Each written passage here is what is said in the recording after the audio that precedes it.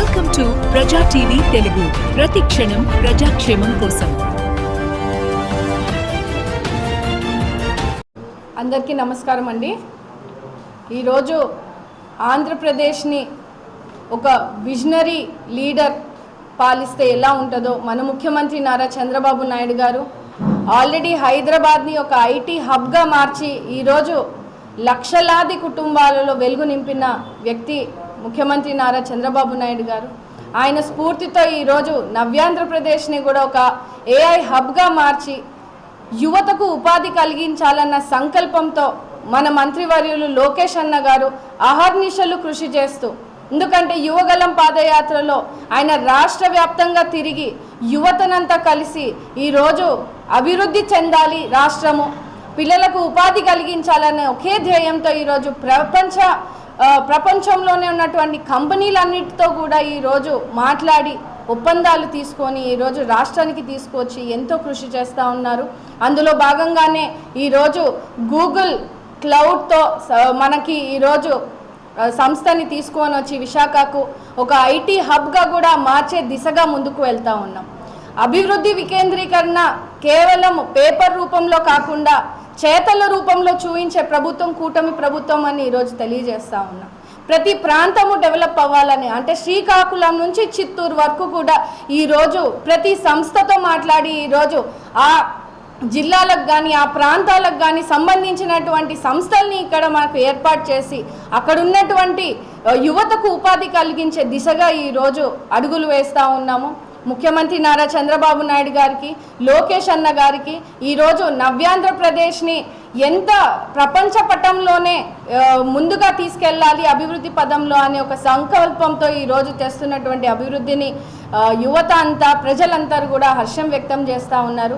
దాదాపు ఈ Google cloud సంస్థ 1,33,000 కోట్లతో ఈరోజు ఈ సంస్థను తీసుకువచ్చి దాదాపు 2 లక్షల యువతకు ఉపాధి కలిగించే దిశగా ఈరోజు మనం ఒప్పందం చేసుకున్నామని అంటే ఖచ్చితంగా ప్రజల మీద మనకు ఉన్నటువంటి చిత్తశుద్ధి, యువత భవిష్యత్తు మీద మనకు ఉన్నటువంటి చిత్తశుద్ధి అని తెలియజేస్తూ రానున్న రోజుల్లో ఇంకా మరింత పెద్ద ఎత్తున ప్రపంచంలోనే ప్రసిద్ధిగాంచిన కంపెనీలన్నిటితో కూడా ఈరోజు లోకేష్ అన్న గారు సమయం దొరికినప్పుడల్లా కూడా ప్రపంచమంతా తిరిగి ఈరోజు రాష్ట్ర అభివృద్ధి కోసం, యువత అభివృద్ధి కోసం కృషి చేస్తూ ఉన్నారు.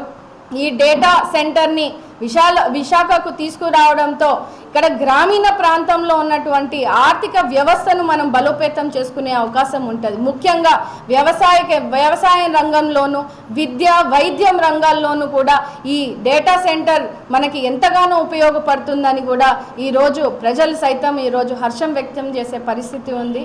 ముఖ్యంగా చంద్రబాబు నాయుడు గారికి, లోకేష్ అన్న గారికి, కేంద్రం నుంచి మోడీ గారికి ప్రత్యేక ధన్యవాదాలు యువత తరఫున తెలియజేస్తున్నానండి.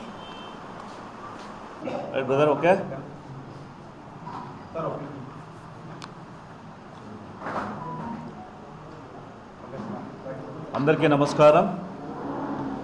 ఈరోజు ఆంధ్రప్రదేశ్ చరిత్రలో సువర్ణాక్షరాలతో లిఖించబడినటువంటి ఒక గొప్ప ప్రయత్నాన్ని సాధించినటువంటి ఒక అనుభూతి కలుగుతూ ఉంది ఈరోజు.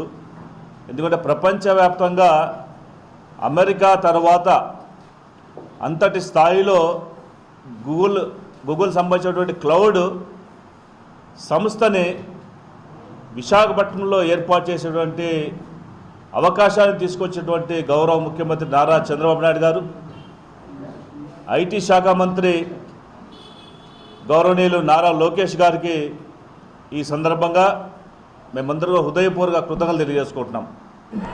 ఎందుకంటే ఈరోజు రాష్ట్రం విడిపోయిన తర్వాత అనేక రకమైనటువంటి ఆర్థిక ఇబ్బందులతోటి ఈ రాష్ట్రాన్ని నడిపించేదానికోసం అహర్నిశలు కష్టపడుతున్నటువంటి గౌరవ ముఖ్యమంత్రి నారా చంద్రబాబు నాయుడు గారు గతంలో ఉమ్మడి ఆంధ్రప్రదేశ్ ఉన్నప్పుడు మైక్రోసాఫ్ట్ని హైదరాబాద్ తీసుకొచ్చి ఏ విధంగా ఐటీ రంగానికి కేర్ ఆఫ్ అడ్రస్గా హైదరాబాద్ మార్చడం అందరికీ తెలుసు.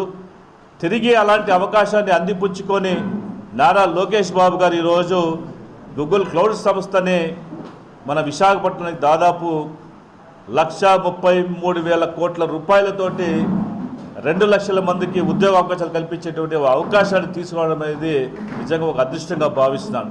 ఎందుకంటే ఈరోజు ప్రపంచ పటంలో ఆంధ్రప్రదేశ్ని అమెరికా తర్వాత కనిపించేటువంటి స్థాయిలో ఈరోజు మన ఆంధ్రప్రదేశ్ని తీసుకుపోతున్నారు. ఇది దాదాపుగా నారా లోకేష్ గారు యోగోళం పాదయాత్ర ద్వారా 20 లక్షల మంది యువతకు ఉద్యోగాలు కల్పిస్తున్నటువంటి ఒక ఆలోచనతో ముందుకెళ్ళేటువంటి వారు ఈరోజు అనేక సంస్థల్ని, విదేశీ పెట్టుబడుల్ని మన రాష్ట్రానికి వివిధ రంగాల్లో తీసుకునేటువంటి ప్రయత్నం జరుగుతూ ఉంది.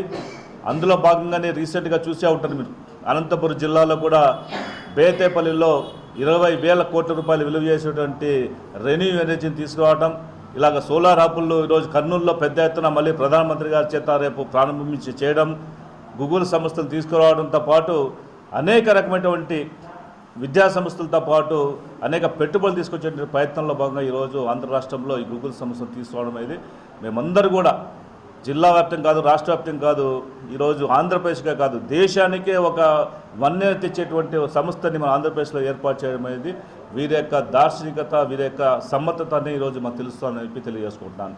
ఈరోజు ఒక్కసారి గమనిస్తే మనమందరూ కూడా గత 5 సంవత్సరాల పరిపాలనలో ఎక్కడ కూడా చిన్న ఐటీ కంపెనీ తీసుకొచ్చిన దాఖలాలు లేవు, కనీసం ఐటీ బిల్డింగ్ నిర్మించినటువంటి దాఖలాలు లేవు, కనీసం ఐటీ సంస్థ గురించి మాట్లాడేటువంటి అవకాశం లేదు.